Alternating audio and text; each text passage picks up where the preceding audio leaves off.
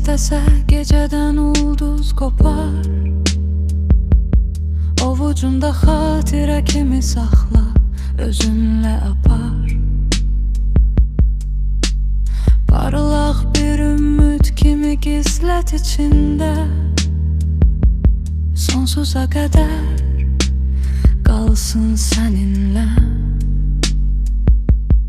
Mahnıları yığ bir, qoy vitrinə, hər notu ruh kimi dinlə gizlicə. Kitabının arasına qoy notları, solmasın, heç kimin əlinə toxunub qalmasın. Üzləri topla xatirəyə sənin gözündən, yarımçıq tanı insanları dodaqlarından, səsindən. Bir muzey qur ürəyin içində, heç kim girməsin o gizin içinə. Qatla saralmış təqvimdə, ömrü hesabları yazı biçimdə. İtirdiklərini toplamayla ölçsən, dərdini rəqəmlərlə izləyən bir hisslə. Bura, qoy geçsin axınla, heç nə qalmaz əlinin altında. Sahib olma qalır büyüktür sənə, azadlığı da var yüngüllükdən özünə.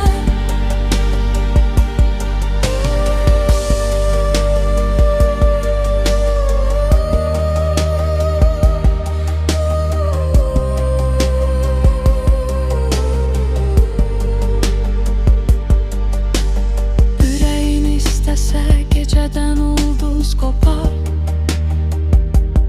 Ovucunda xatirə kimi saxla, özünlə apar. Parlaq bir ümid kimi gizlət içində, sonsuza qədər qalsın səninlə. Mahnıları yığ bir, qoy vitrinə, hər notu ruh kimi dinlə gizlicə. Kitabının arasına qoy notları, solmasın, heç kimin əlinə toxunub qalmasın. Üzləri topla xatirəyə sənin gözündən, yarımçıq tanı insanları dodaqlarından, səsindən. Bir muzey qur ürəyin içində, heç kim girməsin o gizin içinə.